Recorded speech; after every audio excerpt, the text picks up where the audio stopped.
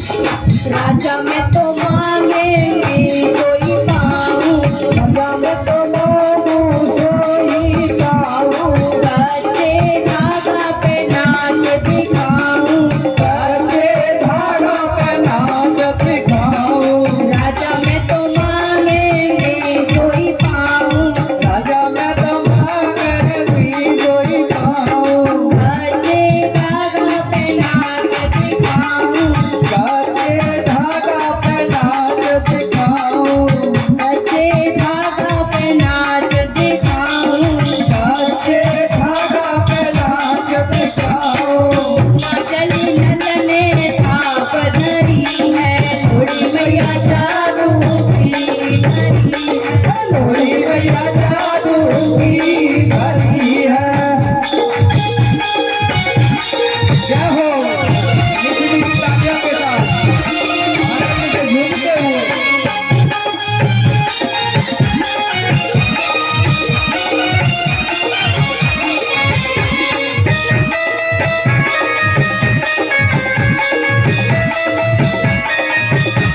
राधे।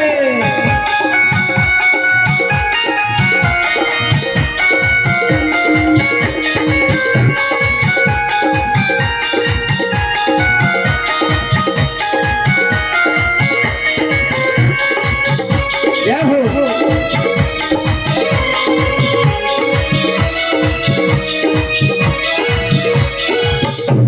ये लोड़ी मैया जादू की भरी है, लोरी मैया जादू की भरी है। लोड़ी मैया जादू की भरी है, लोरी मैया जादू की भरी है। मैया देखो कर मन की गति नारी, या देखो करम देखी गति न्यारी। लोड़ी मैया जादू की भरी है, लोरी मैया जादू की भरी है। लोरी मैया जादू की भरी है। लोरी मैया जादू की भरी है। या देखो करम देखी गति न्यारी।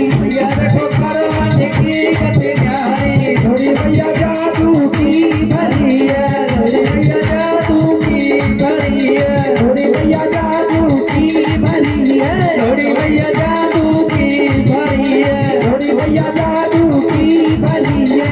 लोरी मैया जादू की भरी है। बोलिए लोड़ी मैया की जय हो। लोहटे वाली मैया की जय हो। कृष्ण कन्हैया लाल की जय हो। तो महाराज लोड़ी मैया ने अपने पति के लिए एक कच्चे धागे पर चली थी, जो नरवर में उनका प्रसिद्ध मंदिर बना है।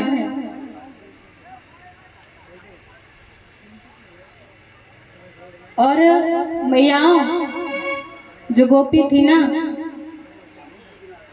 गोपी से जो भगवान का प्रेम था वो निर्मल प्रेम था, निष्काम भक्ति, ना भगवान से कोई लेना न देना। अरे माखन के लिए भगवान को बुलाती थी तो उनका एक बहाना था कि थोड़ा सा माखन दूंगी, तू आजा मेरे पास, क्योंकि भगवान को दो क्षण देख तो ले। और यशोदा मैया की तो बात ही बहुत दूर है। जब भगवान मथुरा गए तो देखो एकदम फूट फूट कर रोती है। और इनमें से एक और आती है भक्त की भक्ति, सबरी। राम जी के लिए चुन चुन के फल बेर रखती थी, सारी उम्र गुजार दी और वृद्ध हो गई भगवान की भक्ति करते करते कि राम तेरी गंगा महली हो गई, पापियों के पाप धोते धोते।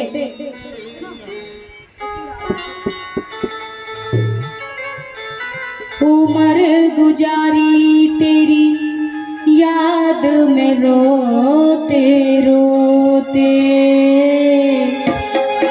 आज तो ये सबरी व्रत हो गई, पापियों के पाप धोते धोते।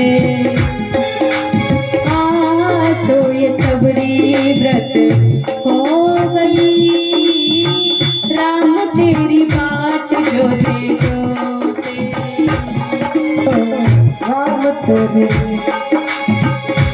हो आज तो सबरी व्रत हो गई, राम तेरी बात जो तो सुनते।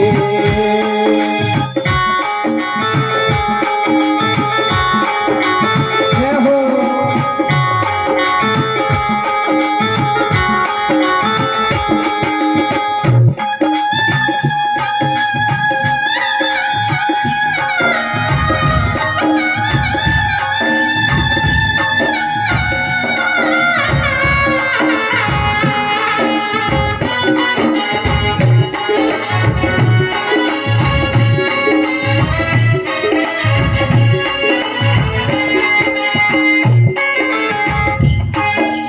और मैया कैसी थी सबरी मैया? बचपन में भोली भाली थी, होने लगी जब शादी। बचपन में भोली भाली थी, होने लगी जब शादी। सह ना सकी अपने सुख के दिन, पशुओं की बर्बादी। ओ सहना सखी अपने वो सुख दिन, पशुओं की बर्बादी। और मैया जो पशु थे ना, उनकी पुकार सुन के करुण पुकार, दिल में मचा हाहाकार, इन पे करके अत्याचार, क्या सुख पाएगा संसार। क्या करे हम? छोड़े चली घर, छोड़े चली घर, मात पिता सब रोते। आज तो ये सबरी व्रत हो गई, राम तेरी बात जोते जोते।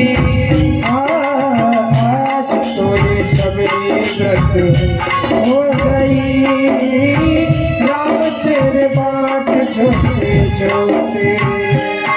तो महाराज आज तो ये सबरी व्रत हो गई, राम तेरी बाट जोते जोते।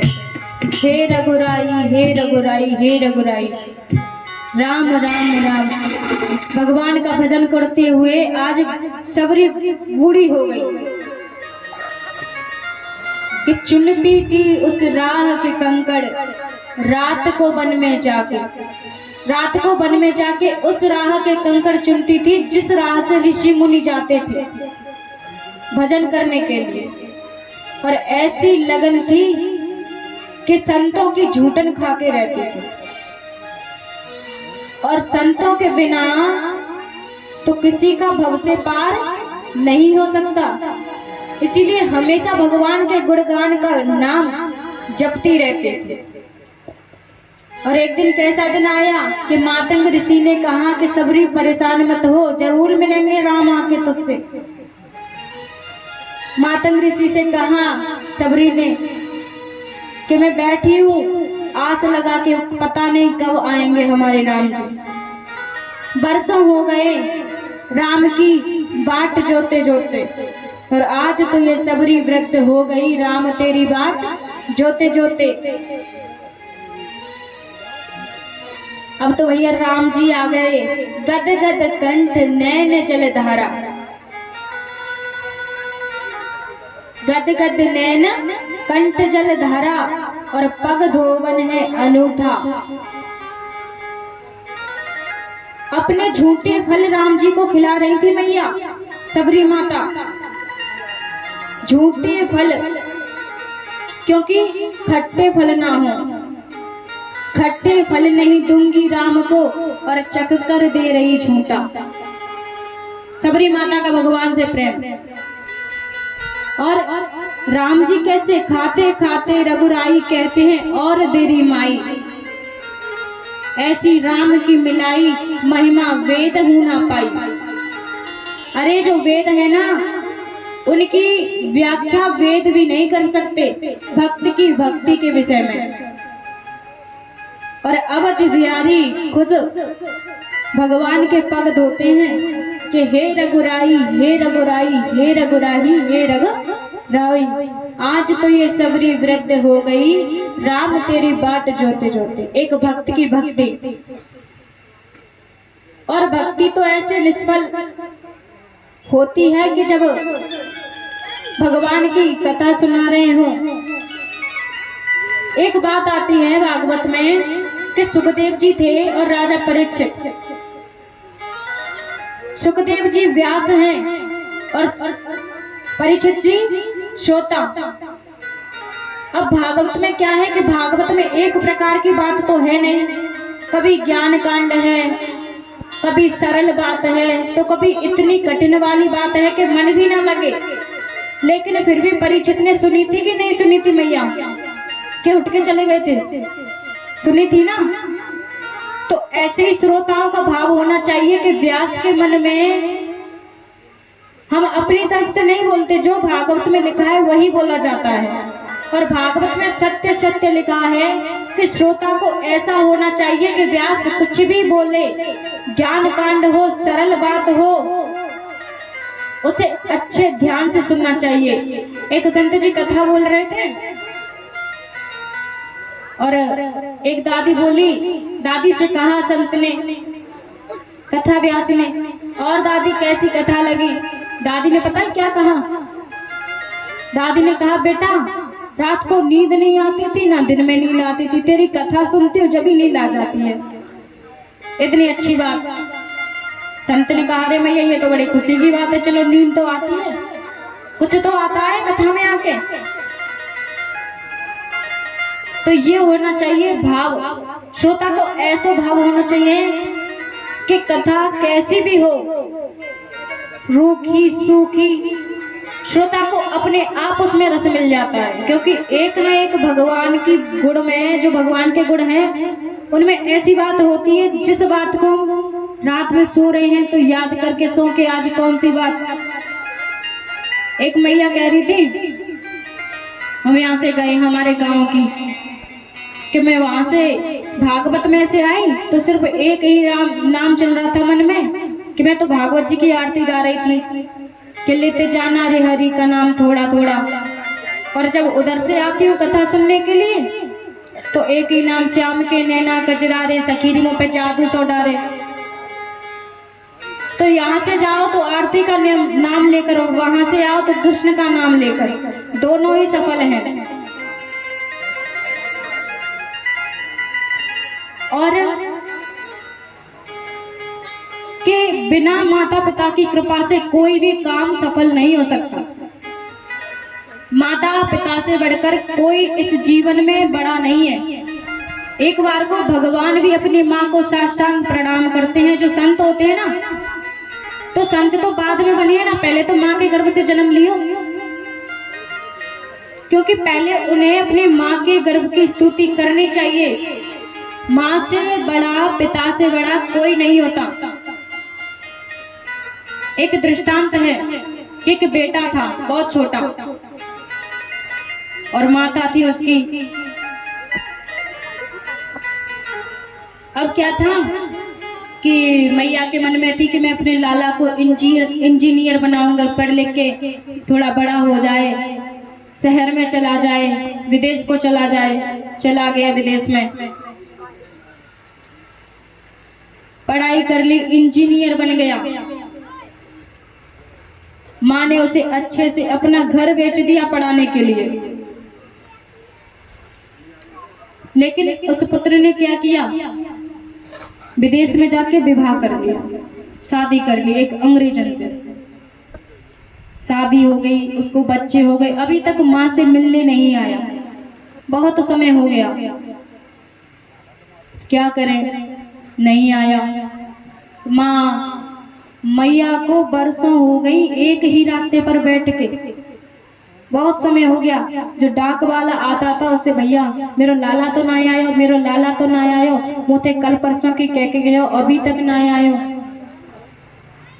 अब लाला के मन में कछु माँ के प्रति प्रेम हो तो आवे, माँ के प्रति प्रेम है ही नहीं, बिल्कुल नहीं आया। अब क्या हुआ, विवाह कर ली। अब वो मैया इंतजार कर करके उसने क्या किया, अपने प्राण ही त्याग दिए। वो एक दिन मर गई। अब वो बेटा आया, घर में आया, जहां से झोपड़ी में रहता था, झोपड़ी में आया। उसने देखा उसकी खटिया पड़ी है, मैया के कपड़े पड़े हैं, एक बक्सा था और बक्से में क्या था कि बक्से में एक चिट्ठी लिखी थी और उसके कपड़े थे। चिट्ठी में लिखा था कि बेटा आज तू मुझे इतना इंतजार करवा रहा है ना, ये बिल्कुल भी अच्छी बात नहीं है, क्योंकि मैंने तुझे पाला पोसा, इतना बड़ा किया और तूने वहां जाके शादी कर ली, मुझे खबर तक ना दी। लेकिन भला हो तेरे मित्रों का, जिन्होंने मुझे बताया कि बताओ मैया तेरे लाला ने शादी कर ली और तू यहाँ है। मैया बेचारी परेशान। और चिट्ठी में क्या लिखा था कि देख तू एक दिन वो खेल रहा था गिल्ली डंडा, तेरे दोस्तों ने तेरी आंख फोड़ दी एक, मैंने अपनी आंख तुझे दे दी, और देख जो मैंने तुझे आंख दी ना, तूने आज मुझे कितना रुलाया है कि मैं रोते रोते तड़पते मैंने आज अपनी आत्महत्या कर ली। अब बच्चा तो बहुत ज्यादा दुखी हो गया, क्योंकि पता है ये खबर उसे कब पता चली, जब गांव वालों ने उसे कॉल पर कॉल की कि बेटा तू जल्दी आ जा, तेरी तो मैया का काम होने वाला है, मैया तेरी बचेगी नहीं। तब भी उसने क्या कहा पता है, अरे कि कहाँ की मैया और कैसी मैया, मैं किसी मैया को नहीं जानता। अभी भी उसका मन कहाँ है, संसार में, पत्नी में। और ये हर घर की कहानी होती है कि शादी के बाद ऐसा नहीं है कि हर एक बहू या हर एक सास एक जैसी हो, लेकिन इन दोनों का रिश्ता इतना निर्मल होता है कि अगर आपकी बहू आ रही है आपके घर में तो उसे इस तरीके से रखना चाहिए कि हमारी बेटी है, और सास को ऐसे रखना चाहिए कि हमारी माँ है। क्योंकि अगर बहू सास को सास समझेंगी तो सास तो अपनी लट्ठी बजाएंगी। तो इसीलिए क्या है कि अपनी जो बहू है उसे बेटी के समान रखना चाहिए, और सास है उसे माँ के समान रखना चाहिए। तो कभी झंझट नहीं फैल सकता, कभी एक घर के दो चूल्हे ना होंगे अगर इस तरीके से घर में सजावट की जाए। तो अपने देवर को अपना बड़ा भाई छोटा भाई समझ के रहें, अरे अपने जेठ को बड़ा भाई समझ के रहें। और उस चिट्ठी में पता है और क्या लिखा था कि देख बेटा तूने मेरी बिल्कुल भी परवाह नहीं की, मैंने तुझे अपनी आंख दे दी, मैंने तेरे लिए अपना पूरा घर बेच दिया, और देख आज मैं मर गई, मैंने ये इसीलिए तो चिट्ठी लिखवाई है कि तू पढ़ेगा तो तू एक बार तो मुझे याद रखेगा कि हाँ मेरी माँ थी जिसने मेरे लिए क्या क्या नहीं किया। क्योंकि माता पिता से बढ़ के इस संसार में कोई भी नहीं है। यहाँ तक कि भगवान को भी एक बार पीछे हटना पड़ता है माता पिता के सामने, क्योंकि अगर माता पिता नहीं होते तो आप जो डॉक्टर बनते हैं, इंजीनियर बनते हैं, दूल्हा बनते हैं, वो कैसे बनते हैं? नहीं बन पाते ना। और माँ की तो सुंदर कहानी एक साइड रख दो, लेकिन पिता की कहानी, पिता कमाते कमाते परेशान हो जाए लेकिन बच्चों को कभी पता नहीं चलने देता कि मैं आज परेशान हूँ, या तुम मुझे दे दो पैसे मैं अपना घर चला लूं। कभी पिता एक जगह नहीं बैठता, क्योंकि पिता को पता है।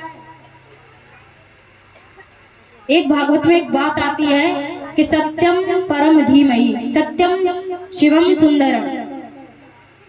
जो हमारे भोले बाबा थे ना, पार्वती मैया से लाख गुना अच्छे थे। पता है कैसे? क्योंकि मैया श्रृंगार करती हैं जब सुंदर लगती हैं, लेकिन जो पिता लोग होते हैं ना, इनका तो श्रृंगार सिर्फ और सिर्फ दया करना है।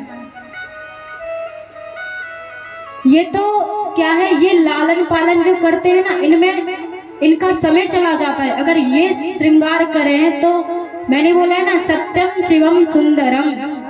पार्वती मैया तो 16 श्रृंगार करती, जब सुंदर होती, सुंदर तो थी लेकिन 16 श्रृंगार करने के बाद सुंदर लगती थी। लेकिन सत्यम शिवम सुंदरम, हमारे भोले बाबा फक्कड़ की तरह रहते थे, हमेशा भगवान के नाम में लीन। उन्हें कुछ नहीं पता, संसार में जो हो रहा है होने दो, हमें सिर्फ राम से मतलब। तो ऐसा ही काम पिता लोगों का होता है। पिता कभी किसी को ये नहीं होने देता कि हम परेशान हैं, हमसे पैसे कमाए नहीं जा रहे। कभी एक जगह बैठते ही नहीं है, वो हमेशा कमाने में लगे रहते हैं कि हमारी बहू आएगी, सेवा करेगी, और बहू आ जाए लठ मार, क्या होगा? पिता तो वैसे ही परेशान रह जाएंगे। एक गृहस्थी का सुख पाने के लिए पिता मेहनत करता है, और ये नहीं कि उसका स्वार्थ का प्रेम हो। एक पिता सबको पाल सकता है, लेकिन 4 संतान होंगी, वो एक पिता को नहीं पाल सकते। खेत में खटिया डाल आते हैं, अरे पिताजी बस हो गया, इतना ही ठीक है, इतना ही प्रेम ठीक है, बहू ले आई यही बहुत है, नाती खिला ली अब तो तुम जाओ। ये है आज के संसार का प्रेम। ऐसा थोड़ी होता है। अरे जन्म दिया है, जब तक मरते नहीं, मरते दम तक माता पिता की सेवा करनी चाहिए। अगर हमारा तन से सेवा नहीं कर रहे हैं तो भाई नौकर चाकर लगा दो। तुम इतनी सेवा करो, इतना धन कमाओ कि अपने माता पिता की खटिया कम से कम एक कमरे में तो डल जाए। ऐसा तो ना हो कि खेत में पड़ी है खटिया, मैया के तो पिता के तो।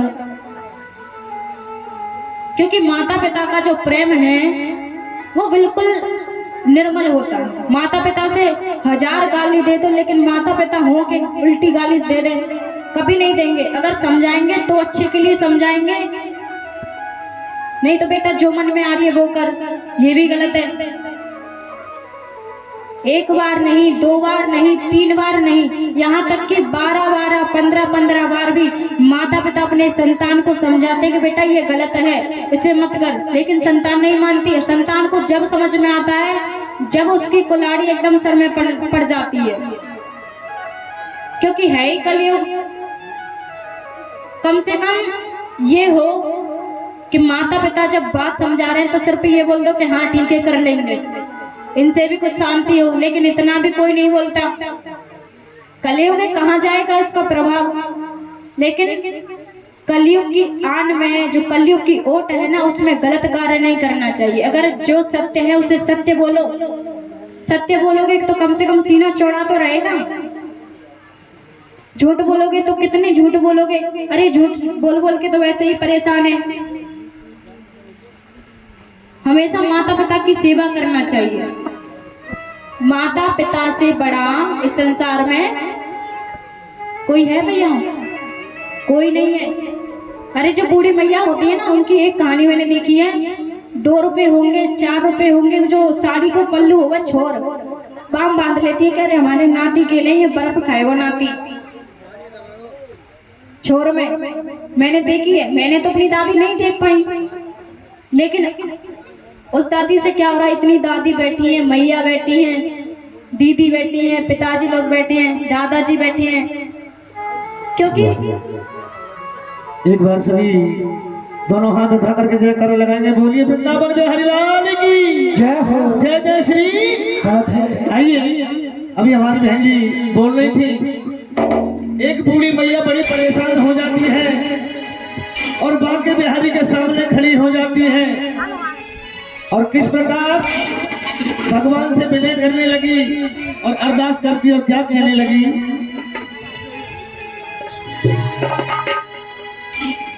कि सुनो भागवत प्रेम से और निर्मल हो शरीर। सुन सुन भागवत तर गए तो साधु संत। आज लोग किस ये है कि अब मेरा क्या होगा भगवान, कि अब मेरा क्या होगा भगवान, हुई लाचार बुढ़ापे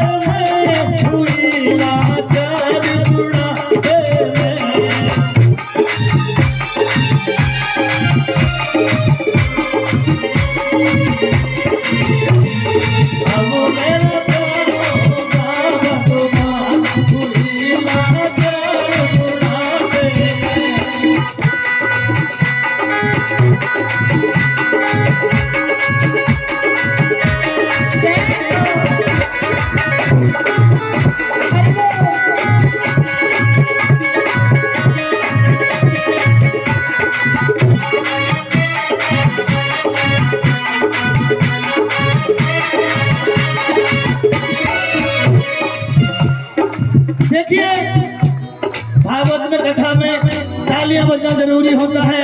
उठाइए सभी दोनों हाथ एक बार, जो जितने ऊंचे लंबे हाथ उठाएगा वो जल्दी ऊपर जाएगा, तरक्की में धन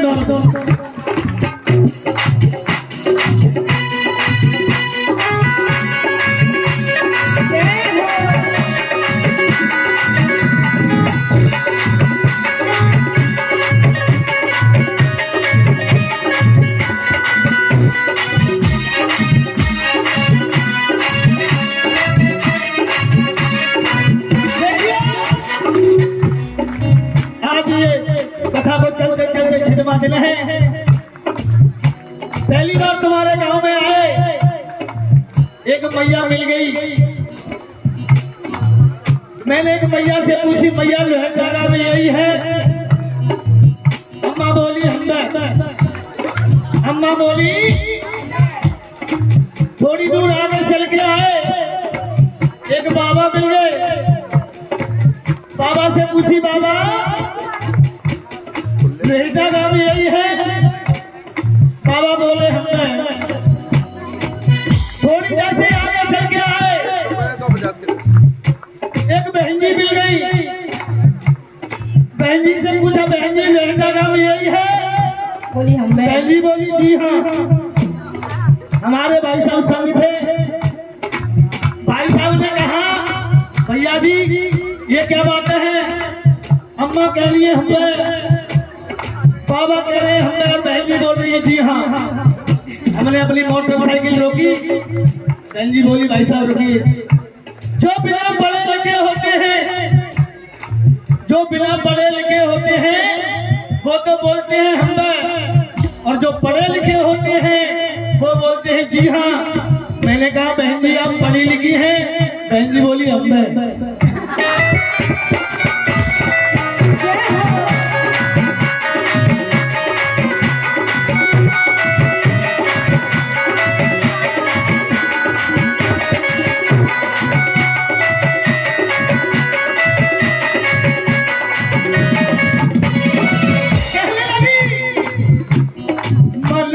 जी के महल बनाए, बहू और बेटा बचाए, बहू और बेटा बचाए।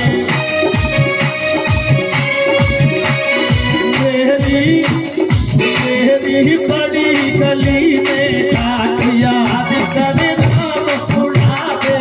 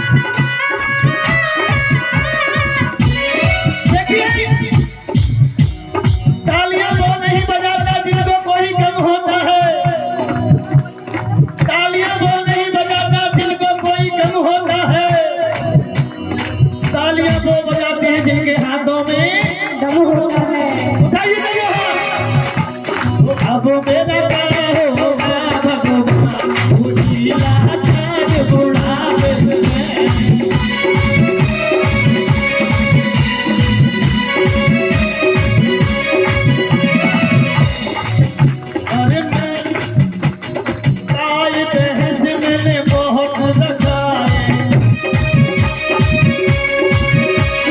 गाय भैंस मैंने बहुत रखाए, घर भर लोटा दूध पिलाए, घर भर लोटा दूध पिलाए। कहने लगी मेरी हिम्मत छाछ पहना, मेरी हिम्मत छाछ पहना, याद करना बुढ़ा।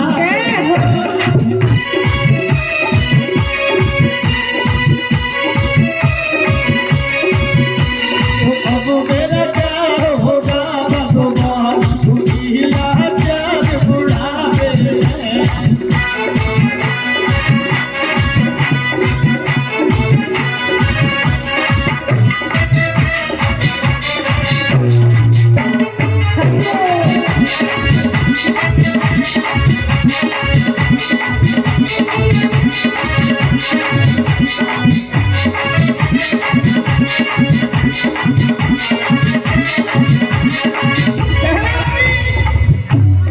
सूखी खाल लटक गई चमड़ी, सूखी खाल लटक गई चमड़ी, पास रही ना छोटी चमड़ी, पास रही ना छोटी चमड़ी।